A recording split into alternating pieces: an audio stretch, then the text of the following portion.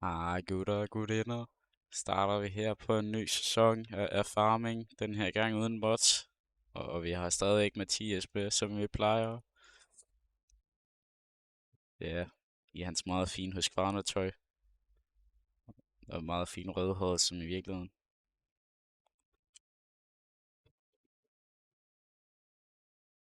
Hvor fuck er vi henne?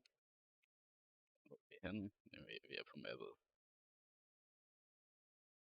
Hvor fuck er vi henne på mappen? Prøv at kigge sådan til højre midt på mappet. Nå, der. Det var nærmest der. Er det ikke været nemmere at sige, hvor shoppen den er dernede? Hvor shoppen er? Er der nede i bunden, altså nummer 19? Koster 111. Hold da op.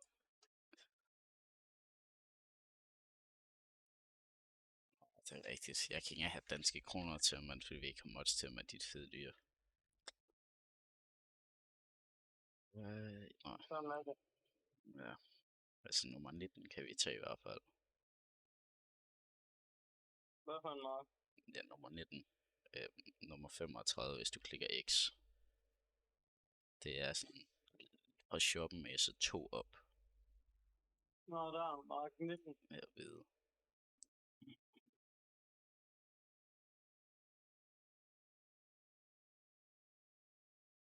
Koster 111.000. 100, ja. 112, ikke? Ja. Skal vi købe der noget? Det bestemmer du. Du køber, hvis du vil have den. Jeg køber lige en traktor.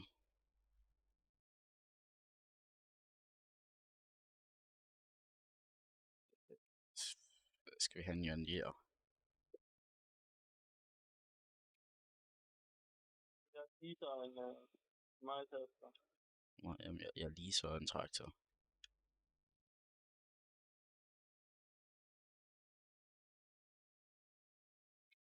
Men nej, jeg tænkte, vi kunne lige så godt prøve at starte en uden hvad?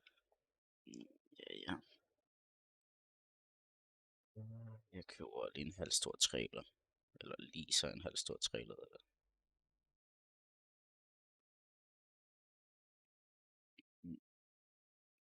Jeg leaser den her, for jeg er i tvivl om traktoren kan trække den.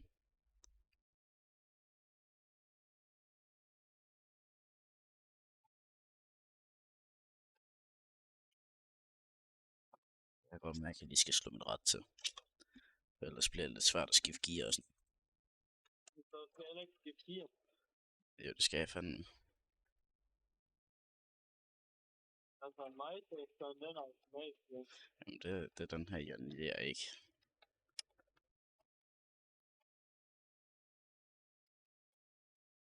Så havde det ikke været nemmere, jeg havde rykket mig, så du kørte ind her. Hvad? Havde det ikke været nemmere, jeg havde rykket mig, og du havde kørt ind, hvor jeg holder.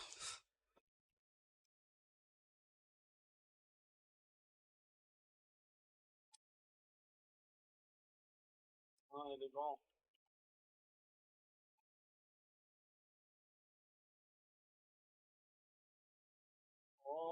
Det er rigtigt.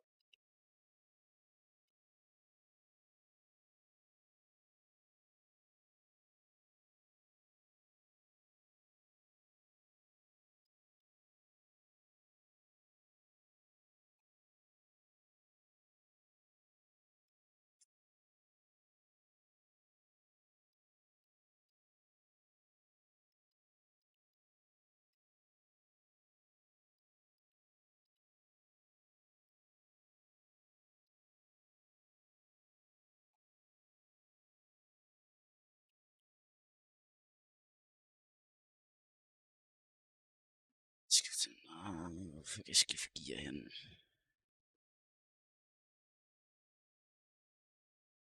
Ved du 100% hvor det lort er? Det gjorde du tidligere.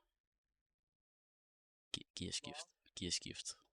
Den der, okay. Skift gruppe op R2. Okay.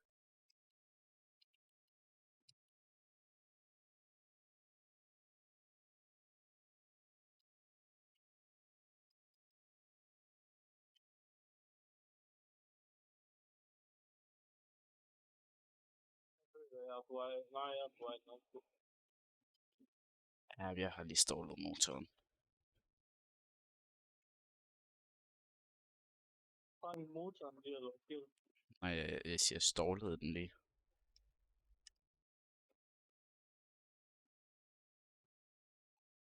Hvis jeg er imponeret, hvis du ståler en traktor i virkeligheden.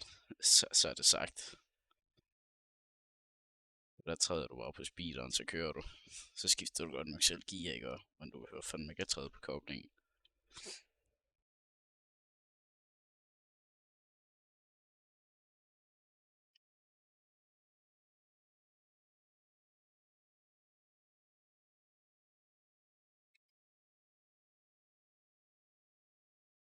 Nej, bro. Jeg sidder sådan lidt fast. Allerede. Ja. Men for helvede. Nej, jeg kommer fri nu. Det er noget, vi går. Damn, gider de fuck af de der biler der? Det var da irriterende, faktisk.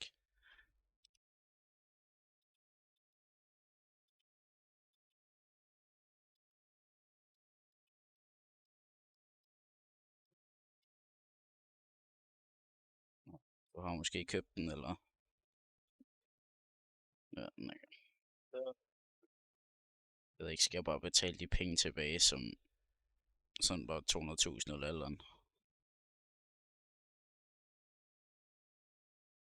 Eller Ja.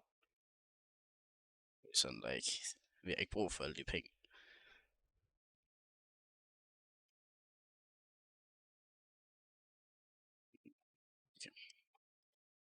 Hvad er det de der fucking biler til at køre engang? Det var det irriterende.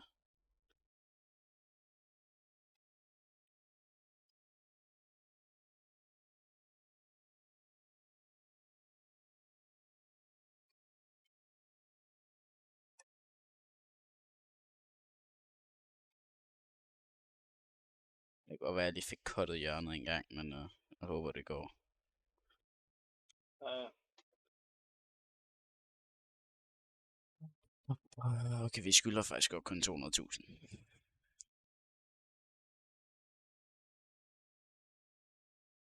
Så har vi faktisk betalt alt sammen ud, jo. Lad mig køre, men de skide traktor. Tak.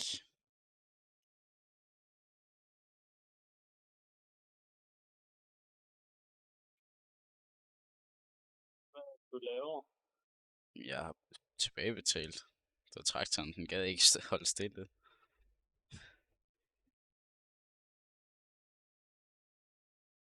Hvad er det, du laver? Ja, bevidst dig. Ja. Skal jeg tage en kontrakt eller andet imens? Ja, det kan du lige så godt. Ah!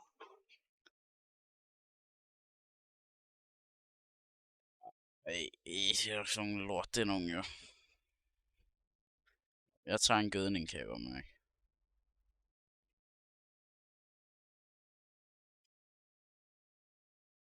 Du har dejlige lægspike.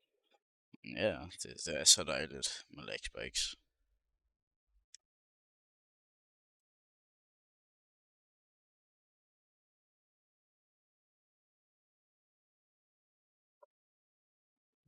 Ja. Så skal jeg også til at køre gødning.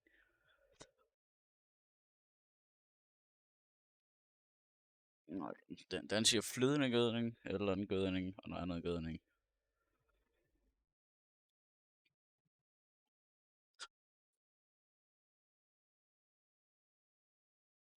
Men jeg tænkte, det kunne da være hyggeligt nok at starte op uden mad for en gang skyld. Ja, men det er det også.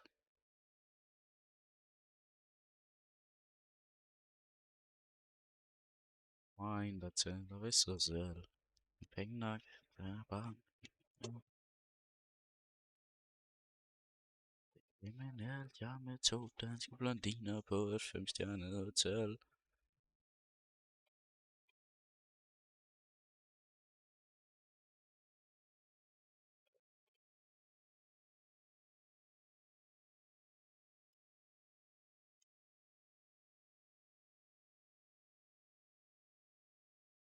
Ja. Det er skønt.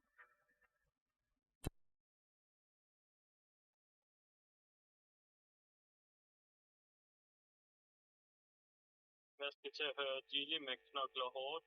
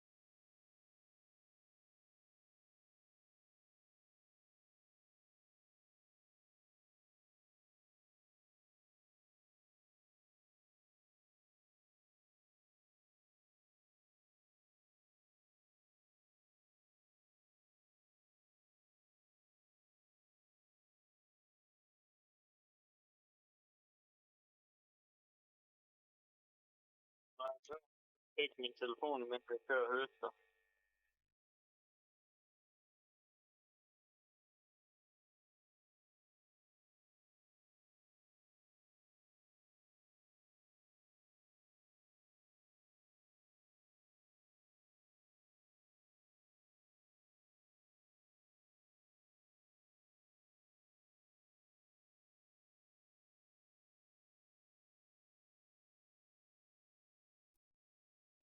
Jeg tror, jeg holder lidt forkert med den palle der. Bum. Jeg tror, jeg holder lidt forkert med den palle der.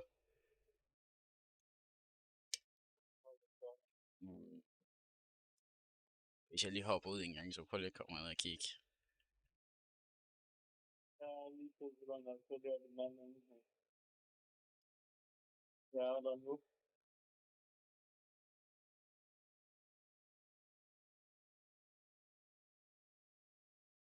Jeg tror, Hvad fuck har du lavet?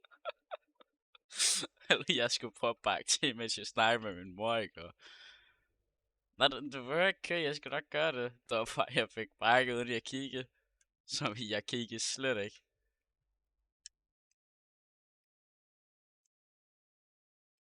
Og gider den. Okay. Ja, den kom der.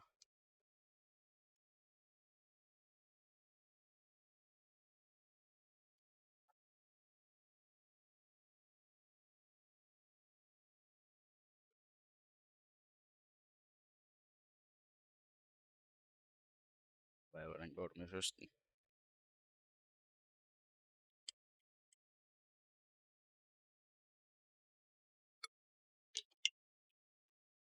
Altså, hvorfor kan de ikke finde ud af at køre bil, de der NPC'er der? Det var det irriterende. Så det er lige før, man skal slå dem fra, for altså, du kan ikke køre uden de kører ind i dig jo.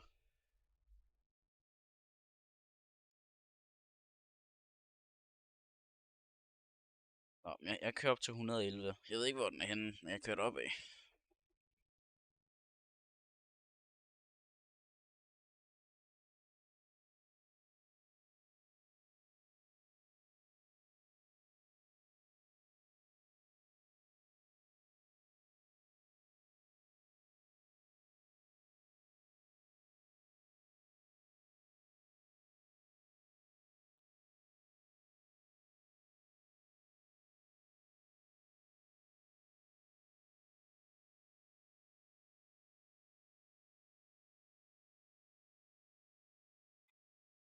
Min mor er stiller om det her. Ja, jo. Gør jo næsten hver dag. Pisse irriterende. Hvad er nu lavet i dag? Det samme som altid, ikke en skid, det ved du jo godt. Hvad skal du have i dag? Ikke noget. Nej. Men det var også bare dem, så må du også hellere se at gå igen. Okay. Ringer hun senere, eller hvad sagde du? Nej, så skulle hun også til at gå igen, eller et eller andet.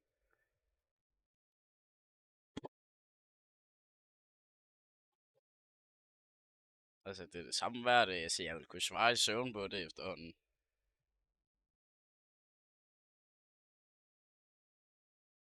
Damn. Ja, kører jeg skam bare ind over marken her. Det er ikke min mark, så jeg kan ikke blive sur over det.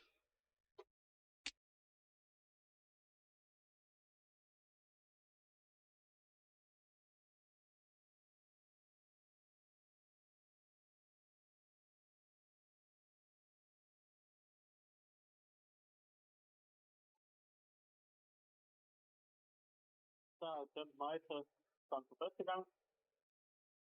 Ja, ja.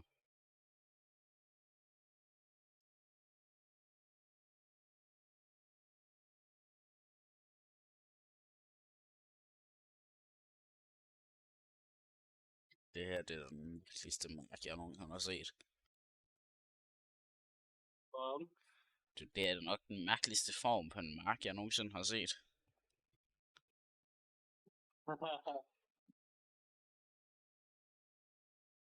Om det var, altså, hvis det her det var i virkeligheden, så har jeg aldrig nogensinde købt det pis her. Altså, den skal skam helst være så lige som muligt, sådan en mark. Men det her, ikke også, der skal du fandme dreje mere, end du skal på vejen hjemme med mig, jo. Hvor der på knalleren, der kan man godt ligge ned, sådan så knæet det rører jorden, jo. Ja. Det ved jeg ikke, har du nogensinde prøvet det? Altså ikke hvor du falder af, men at du bare ligger decideret, bare læner dig ned på den. På en ikke-tunet. Ja, det har jeg. Okay, altså jeg synes det er hyggeligt nok, men det er hyggeligere på en motorcykel. Det er det.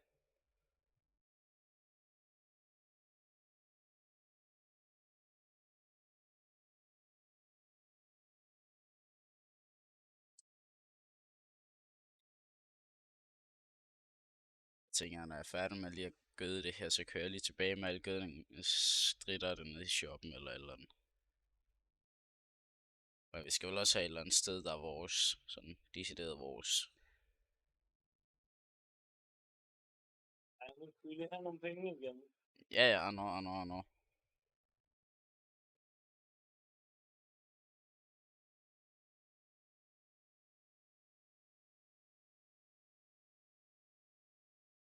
Ej, det var en mærkelig form på en mark, det her, så.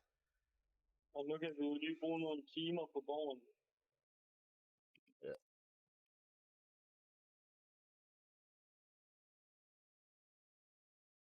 Latino. Hvad siger du? Vi kan jo lige bruge nogle timer på borgen. Ja. Eller jeg kan lige bruge en time, så skal jeg æde. Ja, der hygger jeg mig sgu lige med et eller andet imens. Hvad? Der hygger jeg mig med et eller andet imens. Jeg ved ikke hvad. Et eller andet. Ja, jeg ved ikke, om du bare fortsætter på arbejde, eller sådan vanligt. Ja, men det ved jeg heller ikke. Måske.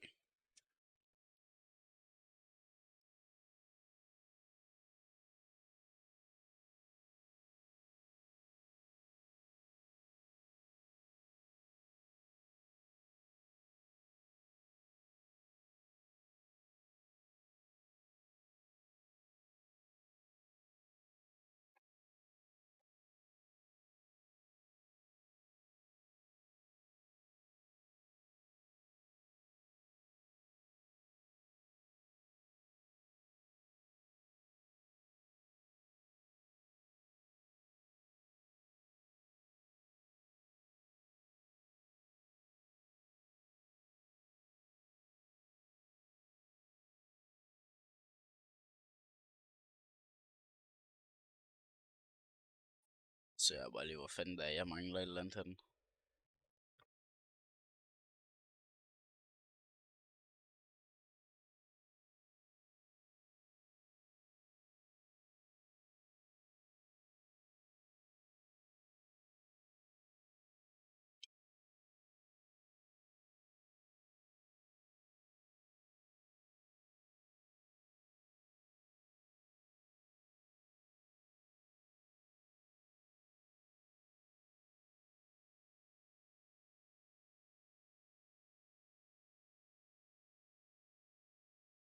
98. Jamen, det er da fedt, man kan komme op på 98%.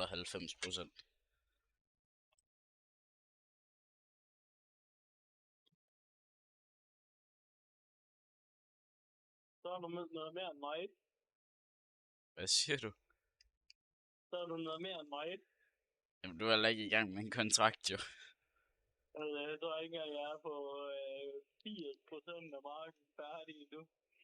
Er du ude på 40 endnu? Nej, det er jeg i hvert fald heller ikke.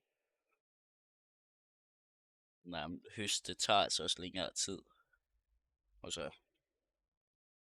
Jeg tror, jeg er på sådan 20%, måske 10. ja.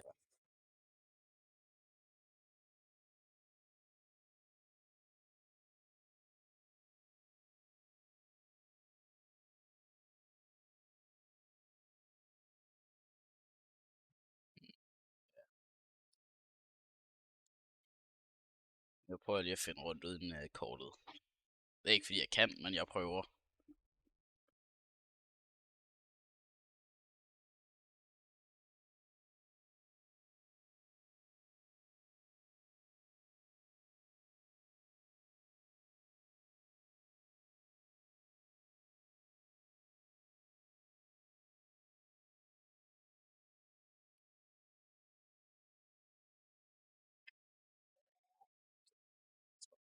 Finder ud af her faktisk.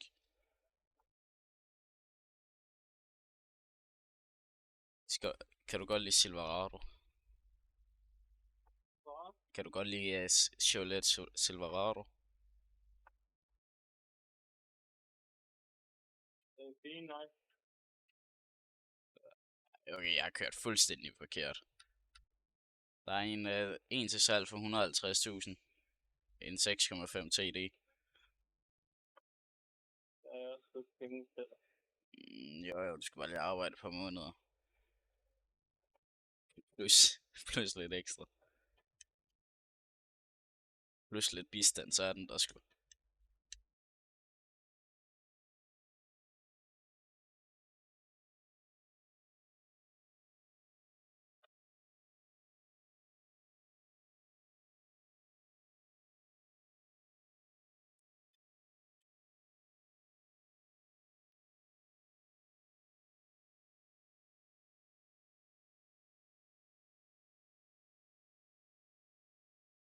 For helvede, mand, hvorfor skal den vogn der være så fucking thick?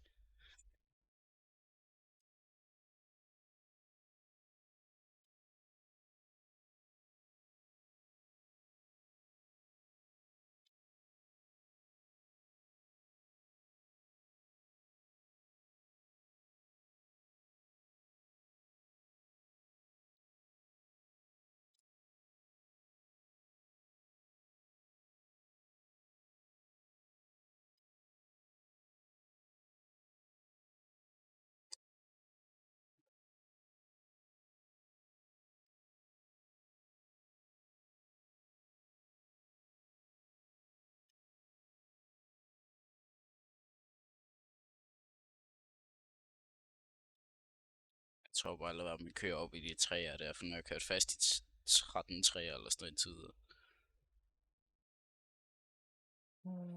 Det er okay, jeg er lige ved at være der. Dejligt.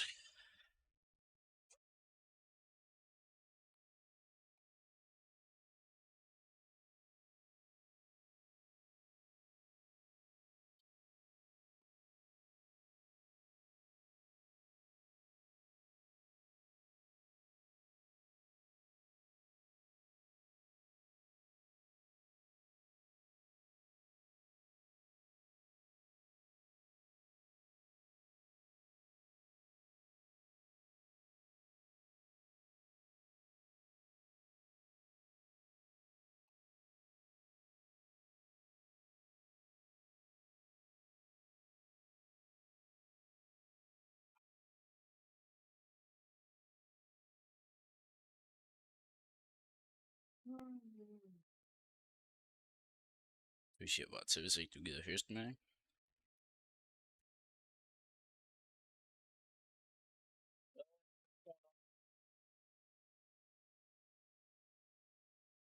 Jeg tror, så vi klipper her omkring, så ikke det bliver alt for kedeligt.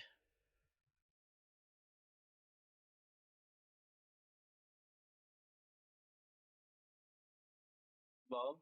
Så jeg tror også, vi skal klippe her omkring, så ikke det bliver alt for kedeligt. Hvorfor? Jamen altså, hvis der bliver ikke sagt sådan rigtig noget. Eller så skulle man lave en timelapse, som jeg aldrig nogensinde har gjort før. Ja, men så skal du bare klippe det der, så... Men det er også det, jeg siger.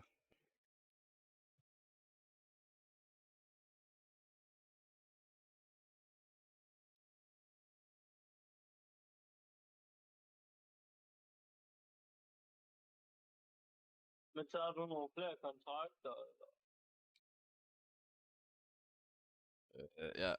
Jeg glemte at slukke for sprederen, dude. Så jeg har kørt tilbage, mens jeg stod og spredte gødning. Men der var nogle lortekontrakter, der er. Jamen, vil du høste, så skal jeg nok tage kontrakter, hvis der. Nå, jamen de giver bare ikke noget, der var med det. Altså, den der giver mest, giver 2.400. Ja, men økonomien, den er jo stramt, når vi har taget den, som vi har jo. Ja, jamen det er den.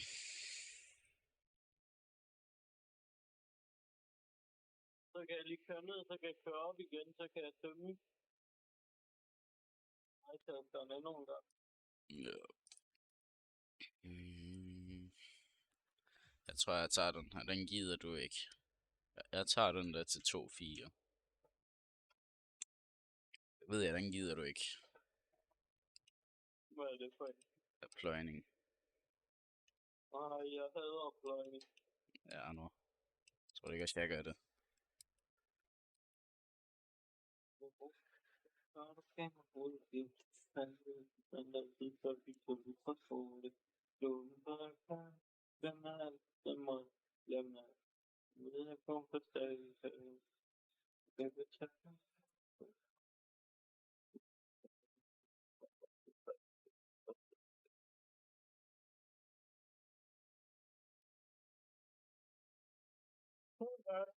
Jeg elsker det der. Jeg elsker ståltraktoren. Bliver du bare ved med at ståle? Ja. Jeg er ikke vant til, at man skal fucking bruge en kobling i en traktor. Der plejer at være automatkobling.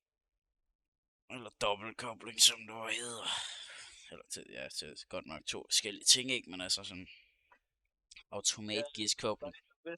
Hvis der ikke er dobbeltkobling i en bil, så føles det som om man bare blokker bremsen.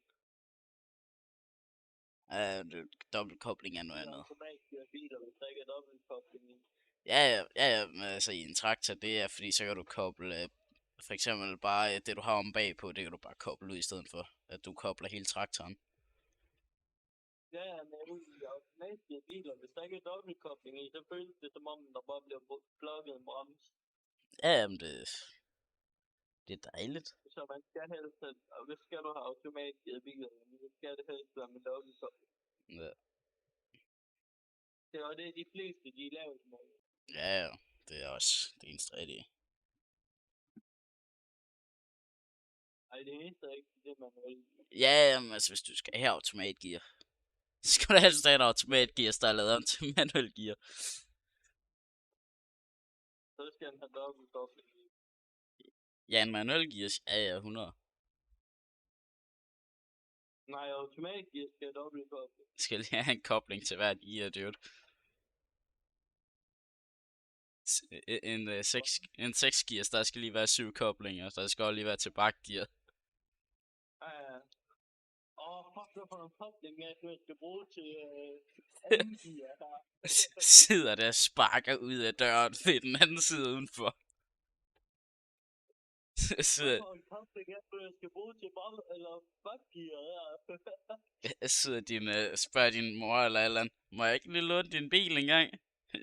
Kan du finde ud af manuel gear med 8 koblinger? Eller 7 koblinger? Med 7 koblinger plejer der ikke kun at være en. Jo, men der er 7. Det er specielt lavet. Ja, det kan jeg godt finde ud af. Jamen, du skal bruge den rigtige kobling for hvert gear. Hvad finder er den rigtige kobling? Ja, du skal ikke låne den. Det får du ikke lov til.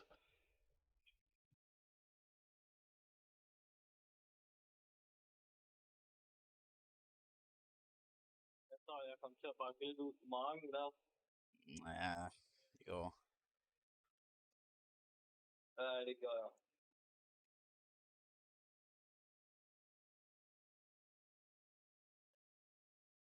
Vi kan bare gøre, når man kan strege. Jeg skifter sang nu. Hvorfor? Vi skal høre Nasty i stedet for, den næste, der kom.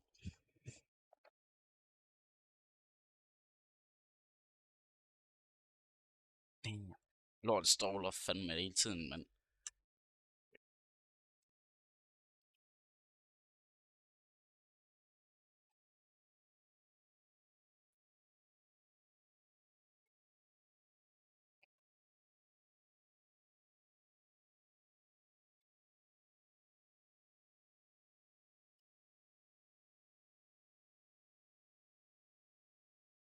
Nej, det her det bare den bedste plov, der nogensinde har lavet det.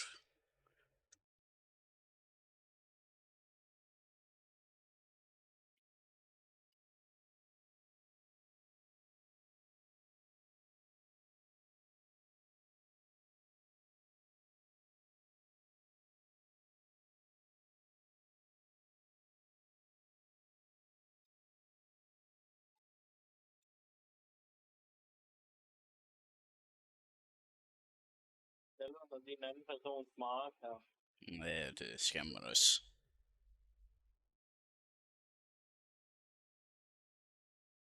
Ah, Jo.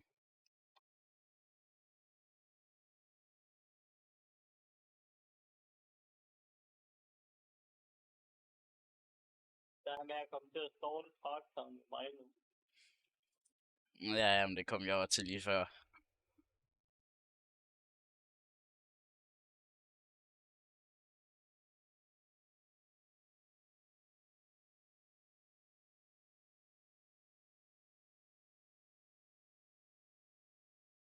Igen jo.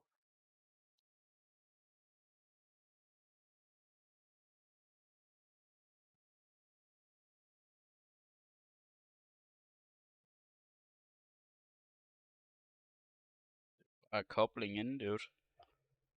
Når du skal holde stille og sådan. Og hvad kobling i bunden, så slipper du stille og roligt, når det er, du skal køre.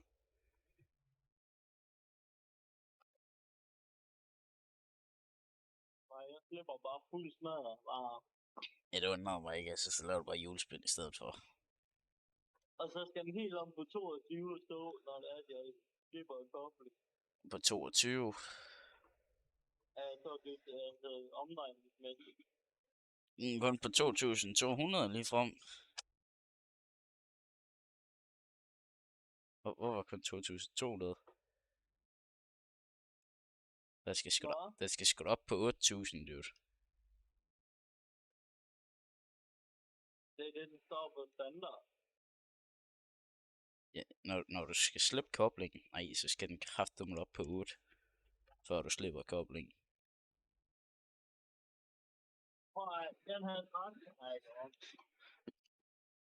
Der er der 6, 8, 10, 12, 14, 16, 18, 20, 22, 24. Ja, ja. Og prøv lige at slippe alt her. Nå, jeg mener, den tæller altså ikke omdrejning. Den tæller bare fart.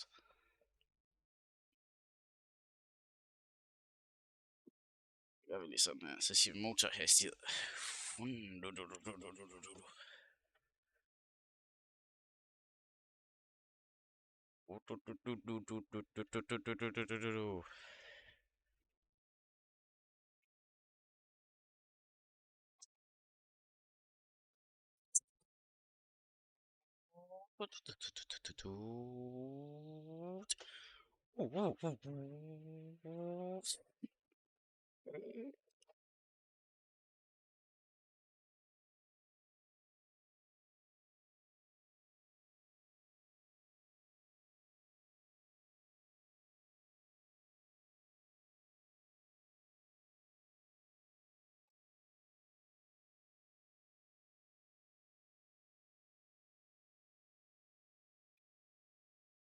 Damn, mand, jeg blev voldtaget jo. Giv dig slap af, mand, din gule bil.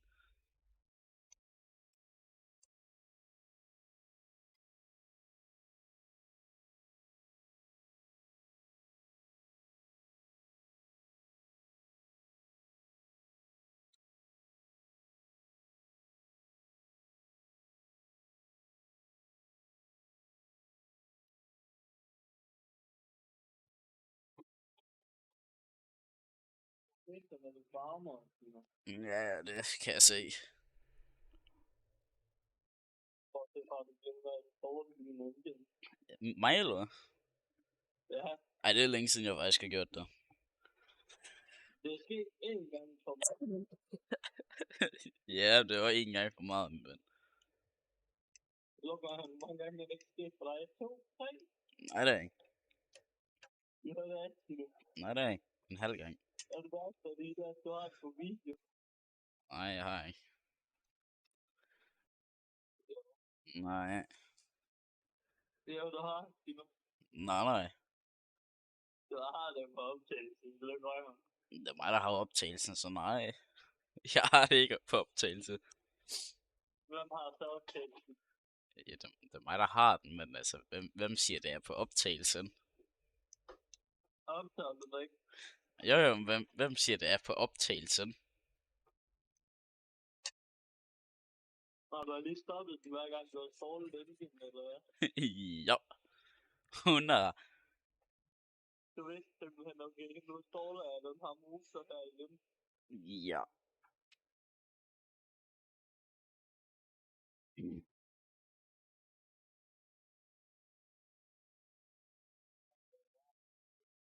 Det var nok, der automatisk bliver mig selv. Ja, sut mig. Lukker han, jeg skal sgu da også traktor, der ikke er automatisk.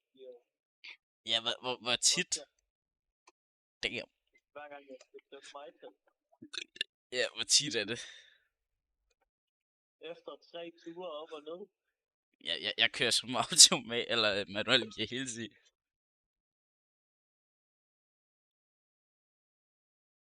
Har der jo fint nok med automatisk i den her. Så kan jeg nemlig bare sidde og slappe af, mens jeg holder fod og speeder, og den bare fortsætter med at køre. Jamen, jeg skal op og holde foden på speederen, men jeg skal op bruge koblingen, når jeg skal dreje og alt det der. Så ikke man får stålet pisset.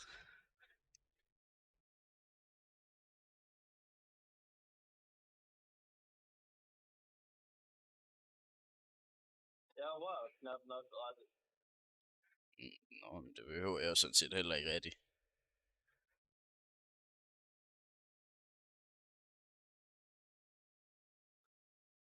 Damn, hvor lang tid kan jeg lige tage for det pisse her. Altså, jeg har den mindste fucking plov nogensinde.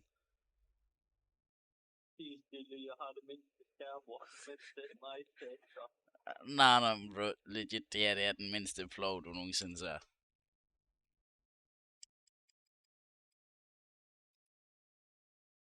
Så den lige neutralt, hvis så står der ikke motoren, jeg går ind i. Fuck, var det egentlig, jeg skulle ind og kigge. Det var rigtigt, det var herinde. Jeg er 6% færdig, dude. 6%.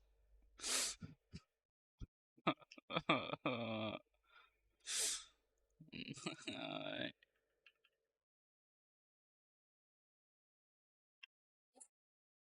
Bro, jeg giver snart op. For det er ikke mig, der skal blow. Ja, 17. Der var 3.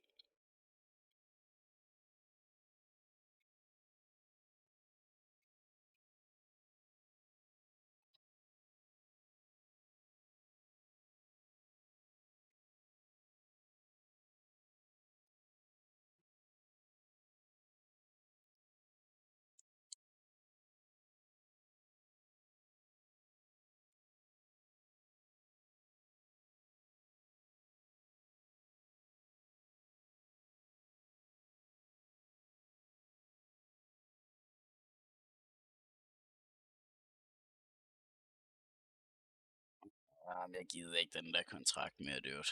Jeg giver op.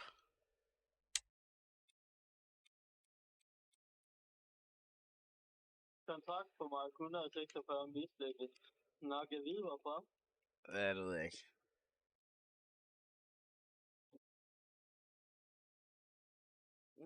Nej. Det var da ærgerligt, den mislykkedes. Det forstår jeg da slet ikke, hvorfor.